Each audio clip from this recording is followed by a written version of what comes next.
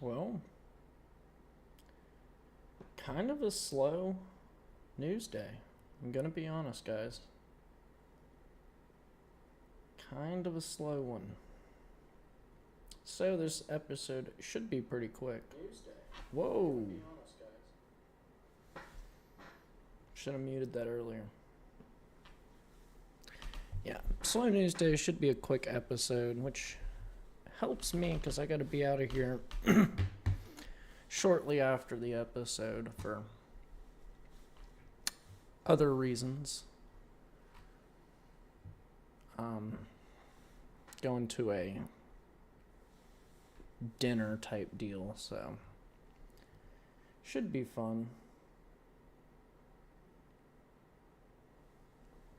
But yeah, we'll just hop into it. It should be a pretty quick one today. So today is Wednesday, April 29th, 2026. This is episode number 99 of Addressing the Issues. Big 100 tomorrow. And we were on time today, so we're getting somewhere. It's almost been 100 of these episodes, and I'm getting closer to being on time sometimes. You know, it is what it is. It helps when it's a slow news day like today. Not much is going on.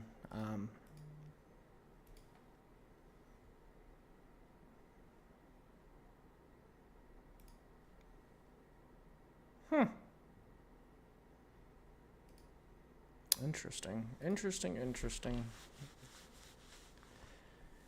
Yeah, we'll just go right into it. Trying to see if anything has come out, because it normally chooses to, the news normally, I guess not chooses, but coincidentally comes out right when I start, which is always fun. Yeah, so I just found out just now that the House will extend Section 702 of FISA for 3 years, which is absolutely abhorrent. Nothing like your civil liberties being infringed. Unfortunate. Maybe we'll talk about it tomorrow when I can look into it a little bit more, but the big news today is the Supreme Court ruled 6-3 against racial gerrymandering congressional districts in the case Louisiana versus, is it Callis? Is that correct? Callias, something like that. Callias et al. Callias et al. But they ruled that racially gerrymandering districts was unconstitutional. This has seen a lot of backlash from the people referencing the Voting Rights Act of 1965.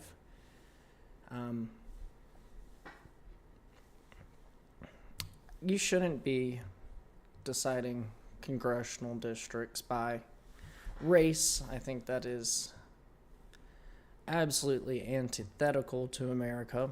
So I would consider this a good ruling in the sense that race shouldn't be the determining factor of congressional districts. It should be like-minded voters,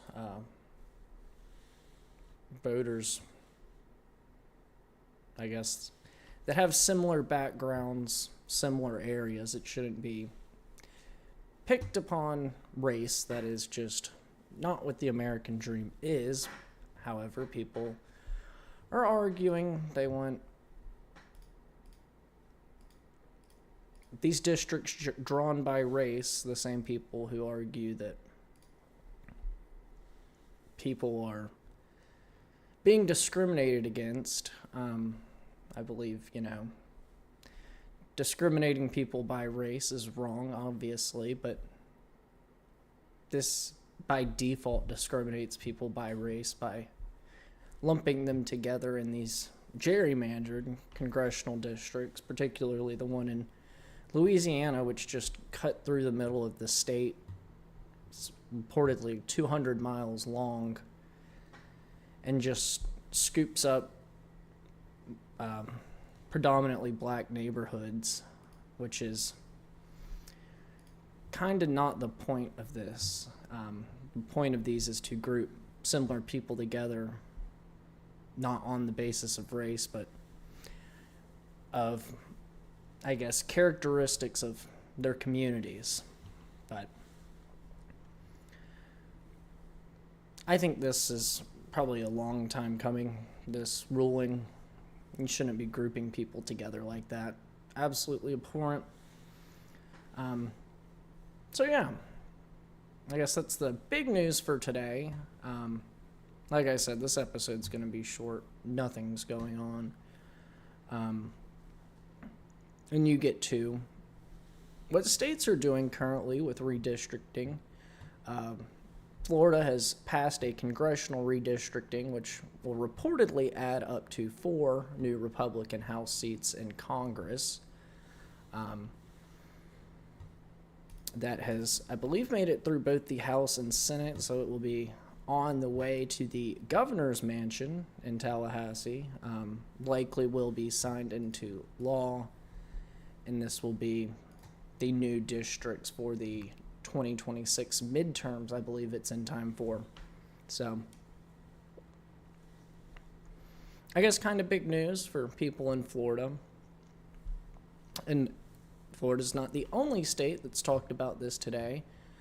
Tennessee Senator and Governor hopeful Marsha Blackburn is pushing for Tennessee to redraw its district maps to a 9-0 Republican majority in the state, eliminating all Democrat majority districts, congressional districts.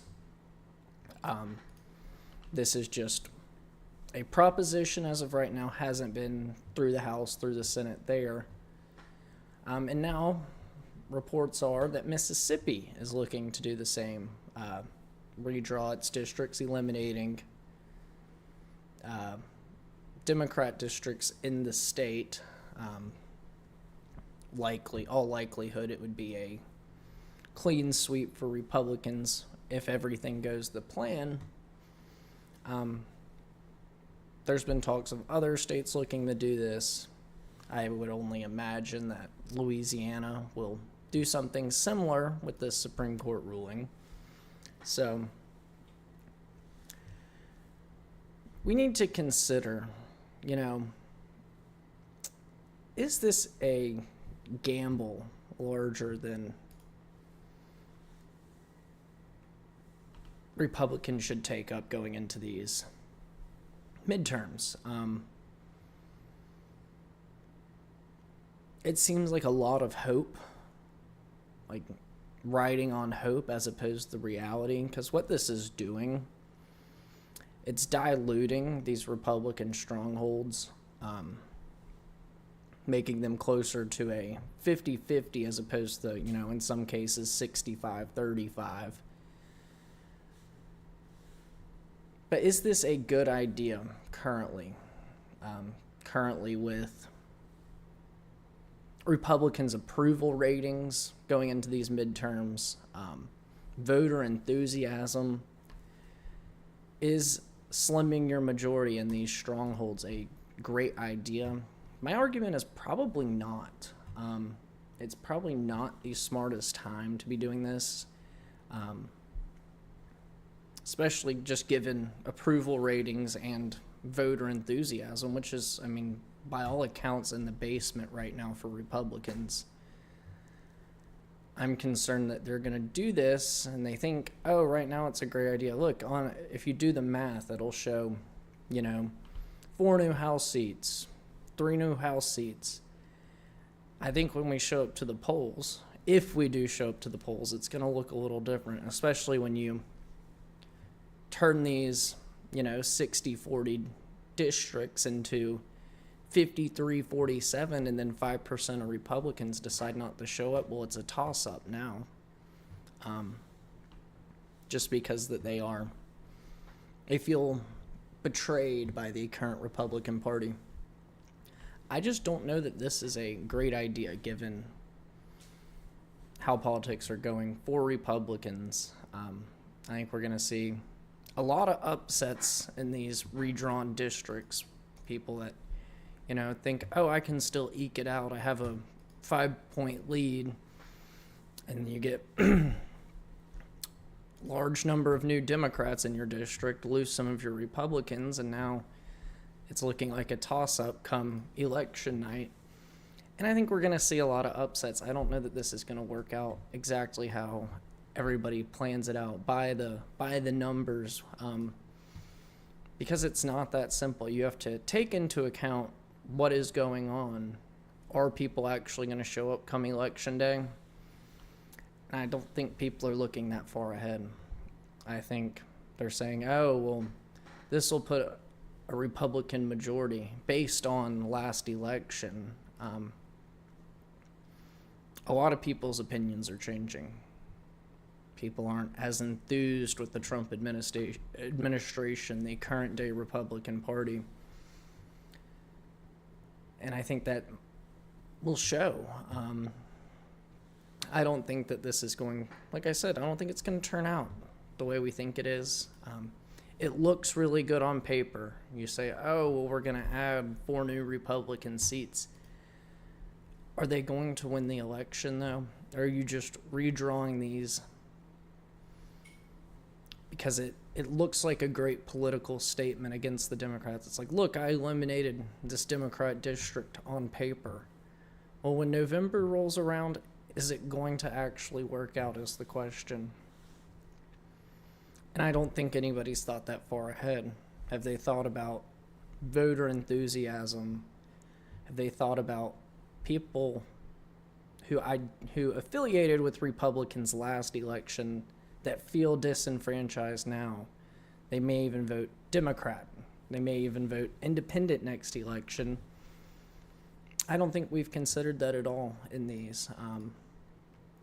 And I think we're going to see upsets of people that, felt pretty confident in their district previously.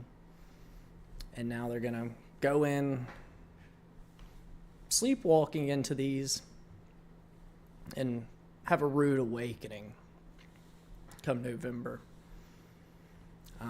Some of these will work out. Others won't. Others aren't going to work out, especially when you're diluting these strongholds. How much is too much? And are you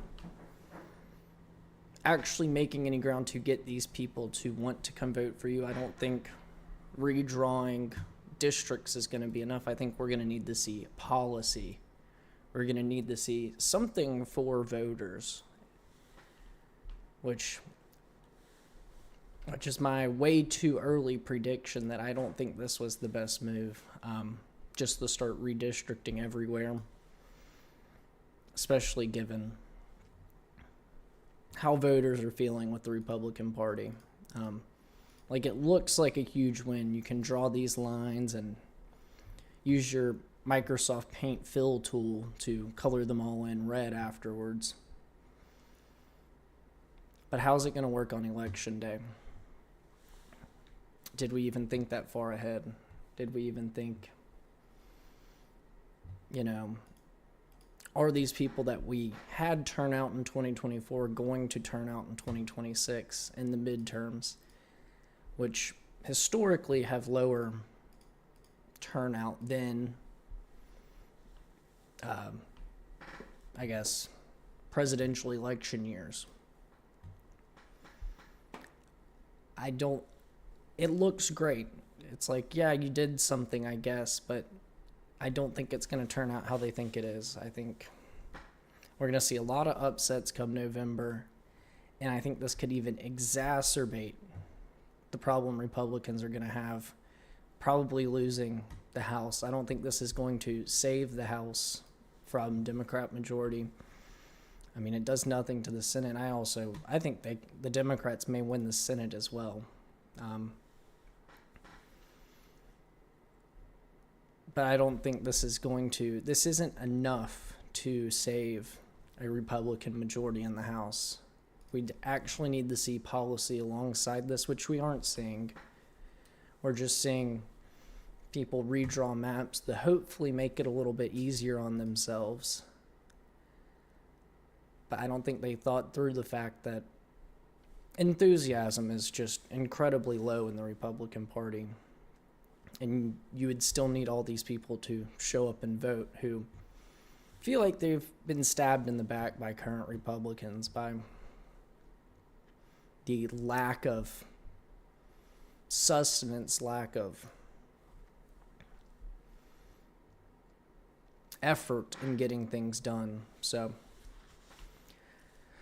that's my way too early opinion on how these redistricting measures are going to turn out. I think, like I said, looks great on paper. You can draw them, fill them in however you want. But come election day, I think it's going to be a completely different story. Just due to this is all that's been done. You wanted to try and cheat the system by drawing lines on maps. But did you do anything to get these people to show up and vote for you? That's the question. That's the $1 million question. And I guess they have what? Or end of April.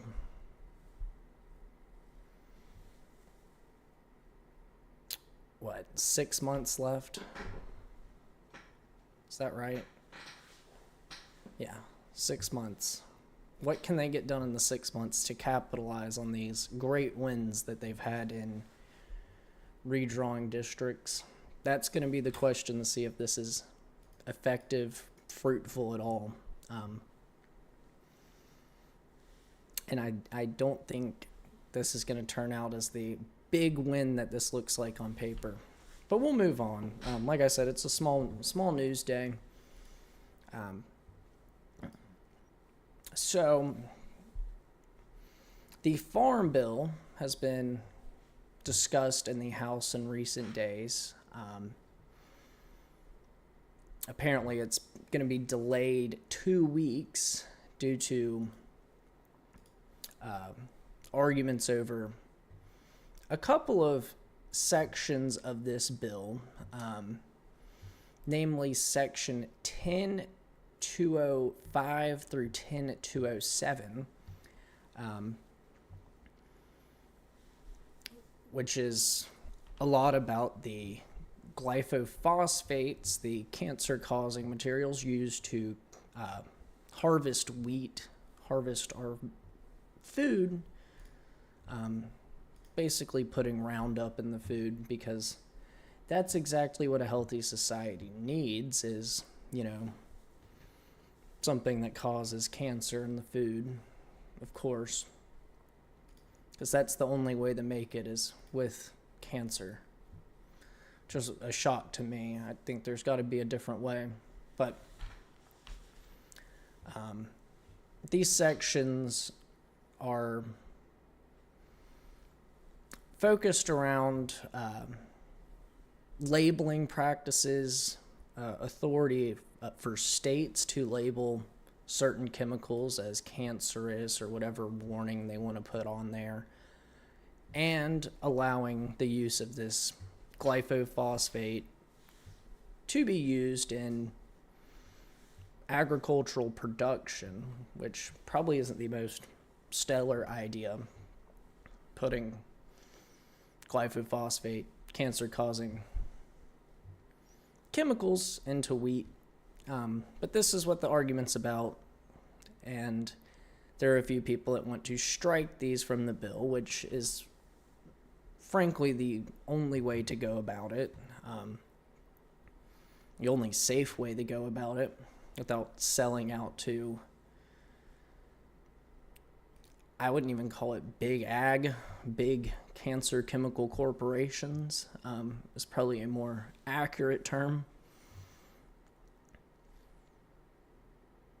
But yeah, there's arguments right now over whether they should remove these before it goes through, which any rational human should say, yes, you need to remove the protections for these glyphosate companies, and you need to allow states to put warnings that this will cause cancer on the labels.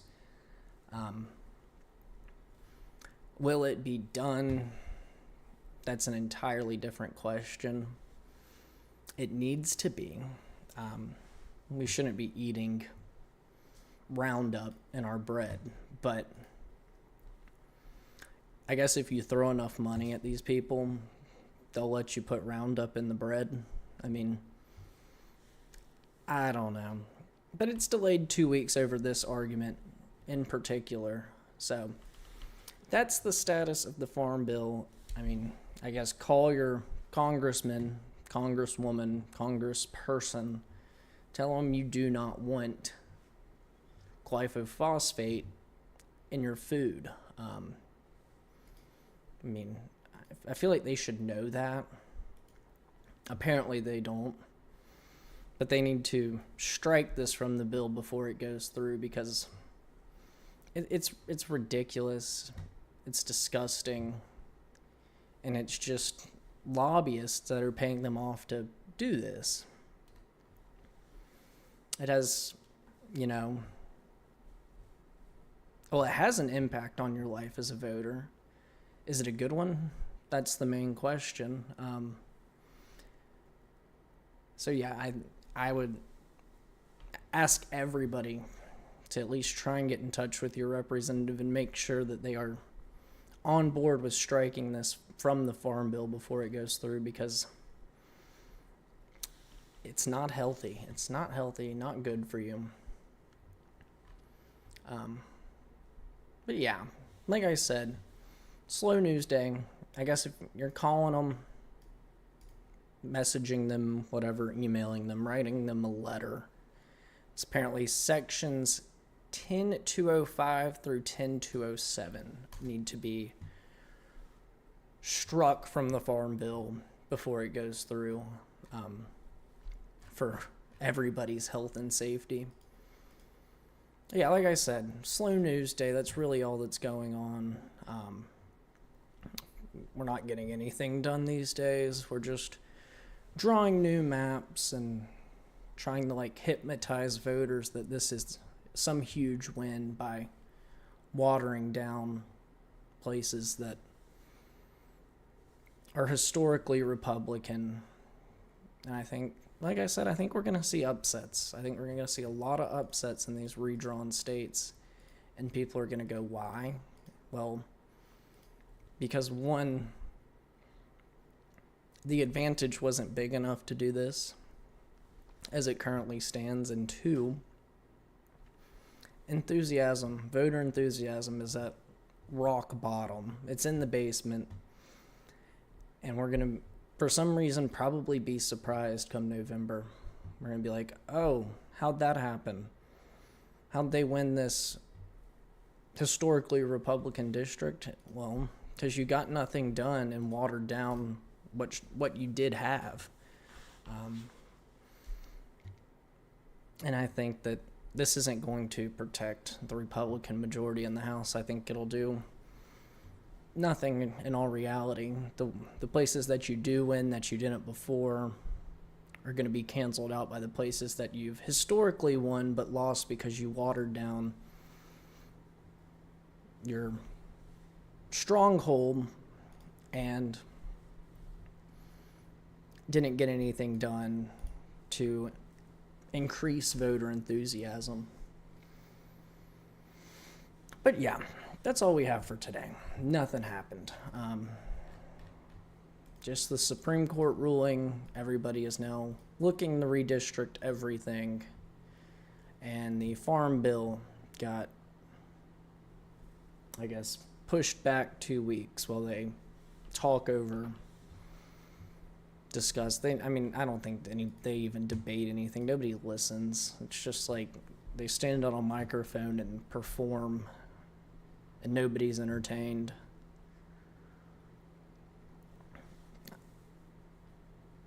And then 2 weeks later, they'll just shove the Farm Bill through as is, probably, and we'll have glyphosate in our bread again, which is unhealthy. It's unhealthy. Would you go to your garage and eat the Roundup? Ask yourself that question, and then consider I guess, if somebody who represents you votes for allowing this to continue, should you actually vote for them again? Probably not.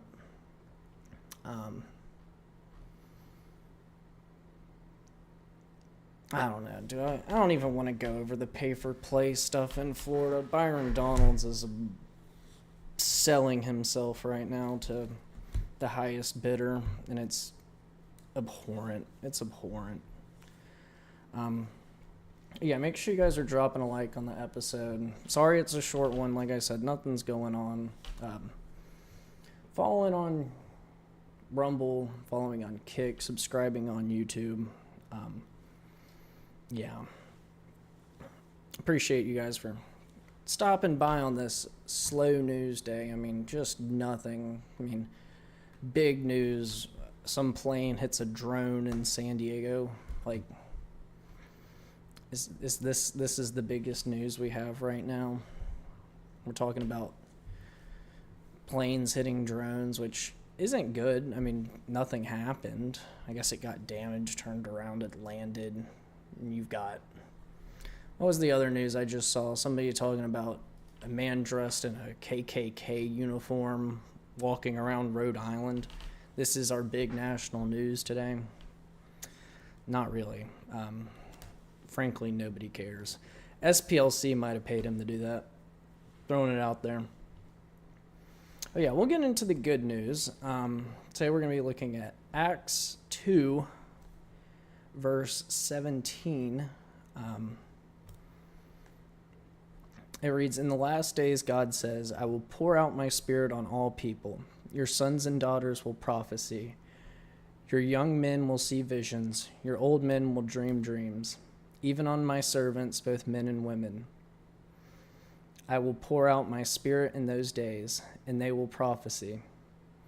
I will show wonders in the heaven above and signs on the earth below. Blood and fire and billows of smoke.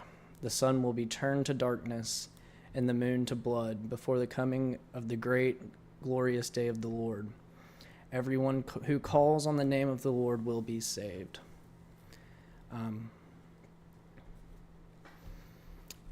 I don't really get into I don't know, sometimes I do. I don't like to dwell on the end times, but I know lots of people really look into it. There are signs, I do admit, but I think the most important part of that is that those people who think this is the end of the world, want to think it's the end of the world. The most important part of that passage is, I'll read it word for word. "And everyone who calls on the name of the Lord will be saved." Even if it isn't the end times, it's always the right time to call out in the name of the Lord. How do you do that? Will you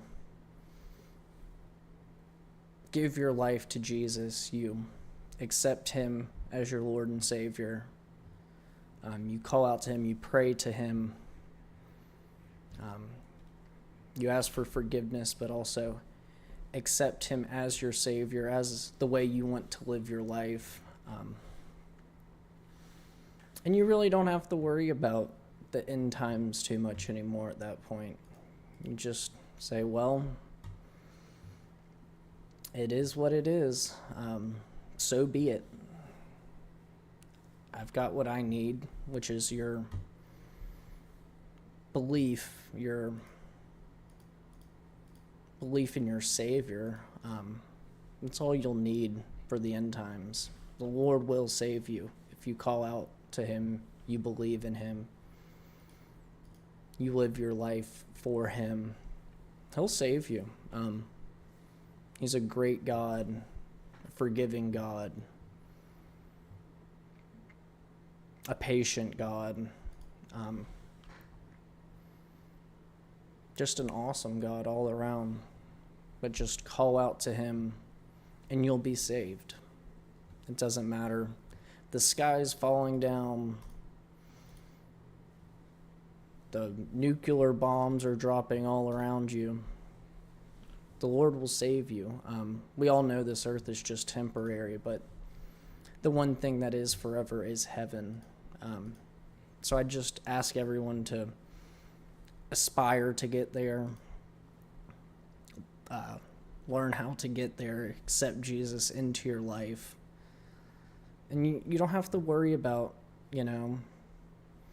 smoke and fire and brimstone and the sun blocked out. You don't have to worry about all that stuff. You can just live knowing that you will be saved by the grace of God. So yeah, just like that verse. I was just flipping through earlier and I saw that and I was like, that's pretty good. That's like some good stuff, especially for all the doomers out there that think the end of the world is near. There's nothing you can do about it except for ask for forgiveness and call out to God to save you. And then that's all that needs to be done at that point. That's all you have to do. But yeah, like I said, short episode today. I've got somewhere to be in about 30 minutes now, so we'll wrap it up here. Make sure you guys are dropping a like on Rumble, YouTube, following on Kick, following on Rumble, subscribing on YouTube, sharing the channel. I know there wasn't much going on today, not much to talk about, but don't say I didn't tell you or warn you that when November comes around and we see some of these upsets, that this was probably going to happen. Like, the writing was on the wall. The writing was on the wall in April when you decided to do all this. But nobody's going to listen. Nobody's going to listen. Nobody's going to read the writing on the wall. Look around. Open your eyes. This isn't the big win on paper that you think it's going to be in real life. It's your imagination. You can do anything if you just draw enough lines and fill them up with colors, I guess. Just show Republicans, honestly. Just people that do things for show, nothing for sustenance. But yeah, make sure you're sharing the channel. And thank you guys for watching this rather slow news day. I hope you all enjoyed, I guess, a slow Wednesday. Ever so slow. But yeah, to all my people on the East Coast, I hope you get home safe. To my people further west, I hope you finish up your workday strong and get home safe as well. I'll talk to you guys tomorrow for episode 100. Hope you'll come by, stop by. It should be fun. But see you guys.